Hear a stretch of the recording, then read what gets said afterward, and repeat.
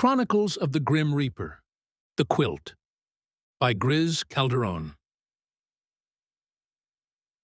Old Man Pete was a man of few words, content with the quiet rhythm of his life.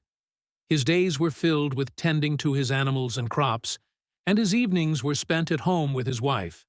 Their modest farmhouse nestled among rolling hills of green.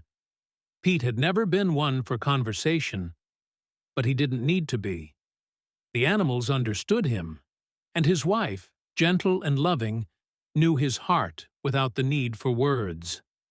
The people in town often spoke kindly of Old Man Pete and his wife, though they knew little of the couple beyond their reputation for kindness and hard work. Pete's farm was his world, and each creature in it was a part of him. The chickens, cows, goats, pigs, ducks, and his 2 horses were more than just livestock. They were his companions, his family.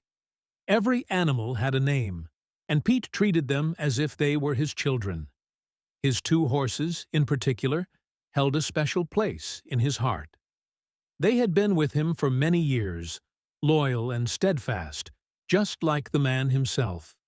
Pete's wife, though fragile in her old age, had always been a source of quiet strength. She spent her days quilting, her nimble fingers crafting beautiful blankets that she sold to the townspeople. Her quilts were renowned for their intricate designs, each one stitched with love and care. But as the years went by, her health began to decline. She had been ill when she was younger, and though she had survived, the illness had returned. The doctors said there was nothing they could do this time. Pete knew her time was nearing, and it weighed heavily on him. As her illness worsened, Pete took on the burden of the farm and caring for his wife. Every evening, after finishing his chores, he would pick flowers from their garden and bring them to her bedside, placing them in a small vase. He would sit with her, telling her about his day, about the animals and their antics. She would smile, her eyes bright with love, and listen to every word. Before she drifted off to sleep, he would kiss her gently on the forehead and tell her he loved her. It was their routine, one that gave them both comfort as the inevitable approached. One afternoon, as Pete was working in the barn, he noticed one of his horses, the older of the 2, lying down and refusing to get up. The horse had been with him for many years, and he knew that her time had come. Pete sat with her, stroking her mane, his heart heavy with sadness. He stayed with her through the night, speaking softly to her, just as he had always done. It was a painful reminder of the fragility of life, one that mirrored his wife's own fading strength. The next evening, as the sun dipped below the horizon, Pete entered the barn and saw the horse breathing faintly.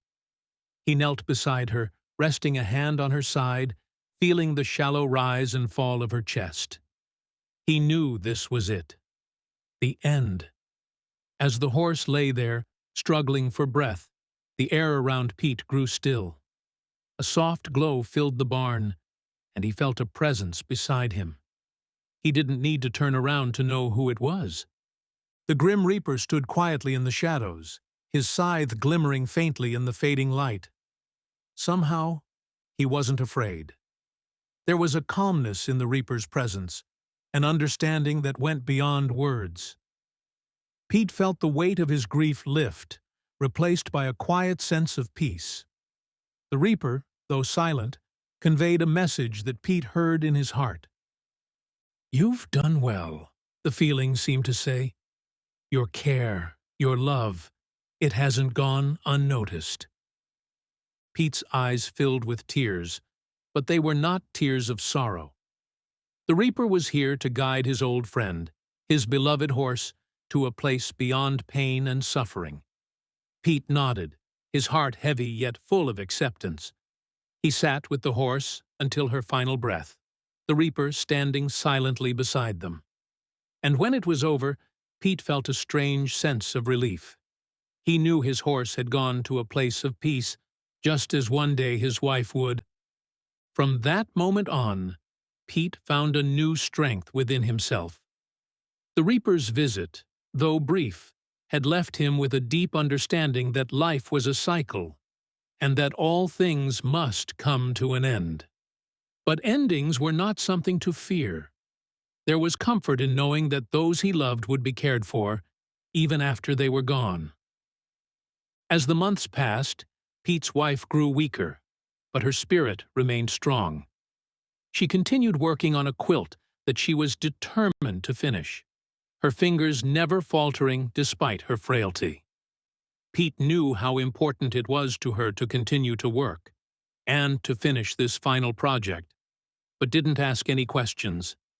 He would sit by her bedside, telling her about the farm, about the animals, and about the memories they had shared over the years. He could see the love in her eyes, even as her body grew weaker. And then, one day, the time came.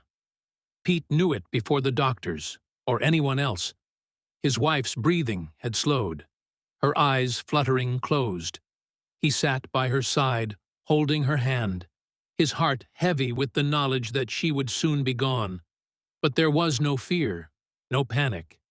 He had made his peace with it, just as he had with the loss of his horse. As the sun set outside their window, the Reaper came again. His presence was gentle, as it had been before.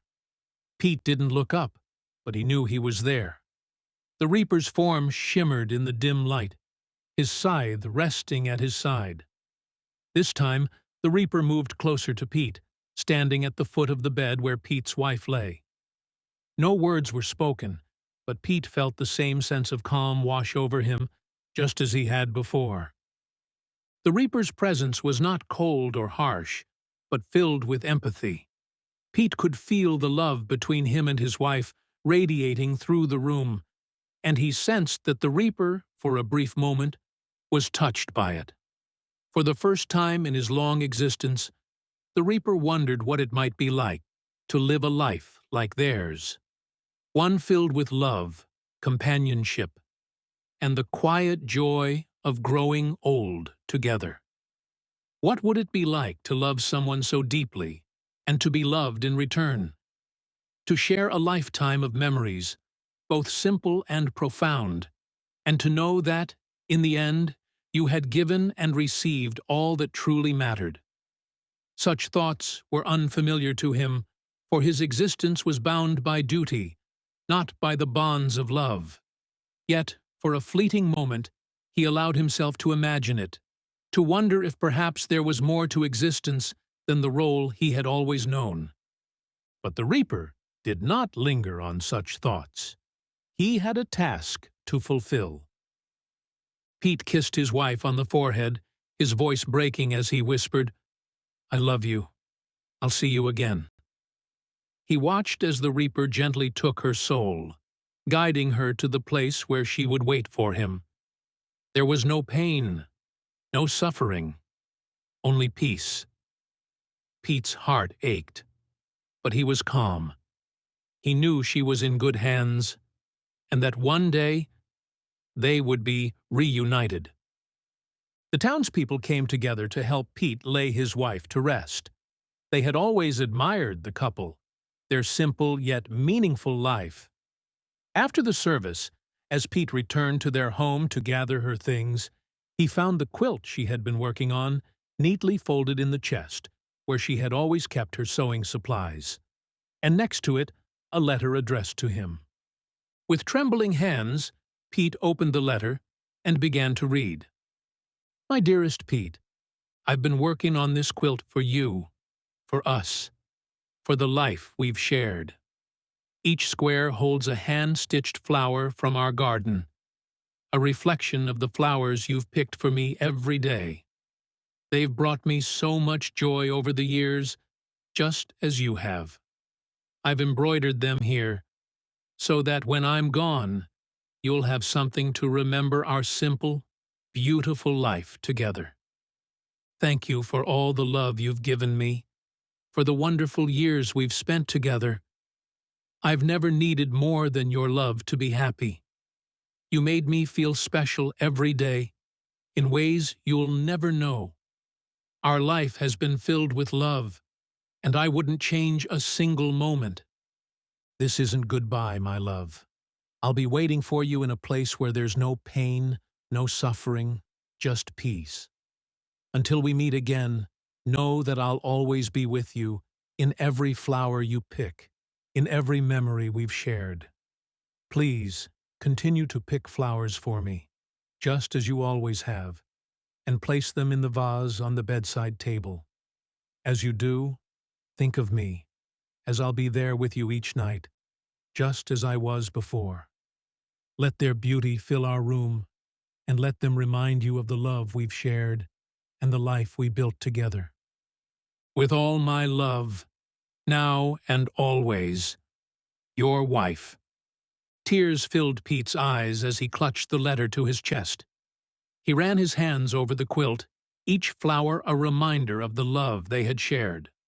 Every evening, as he had done for so many years, Pete continued to pick flowers from their garden, bringing them to the vase on the bedside table. Though she was gone, he still chose the brightest and most beautiful blooms, knowing she would have loved them. It was his way of feeling close to her, of keeping her memory alive in the simple daily ritual they had both cherished. The quilt, now spread across their bed, became his constant companion. At night, when the loneliness crept in, Pete would pull it close, wrapping himself in its warmth.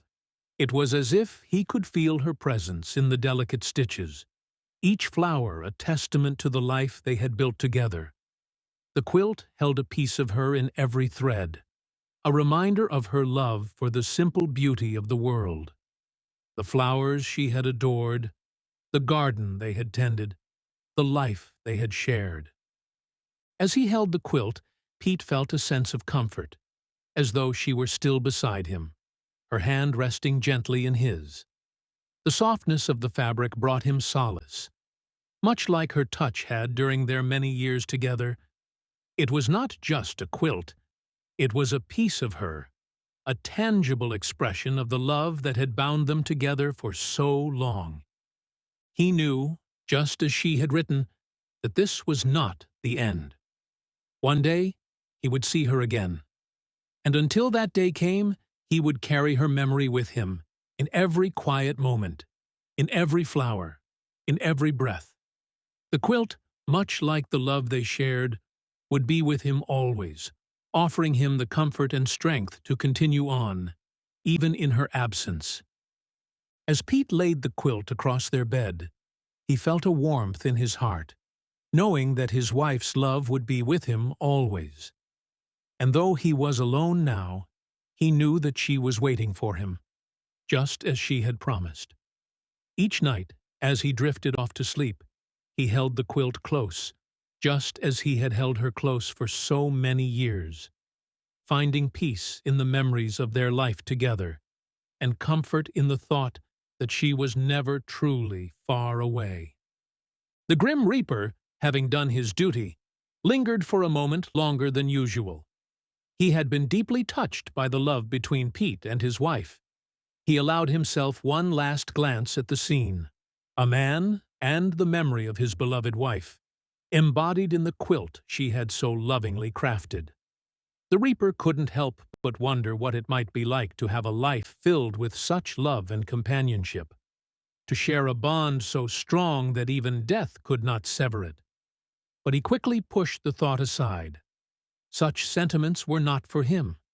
He was bound to his duty, to guide souls from this world to the next. And so, with a final, silent farewell, the Reaper moved on, his thoughts returning to the tasks ahead.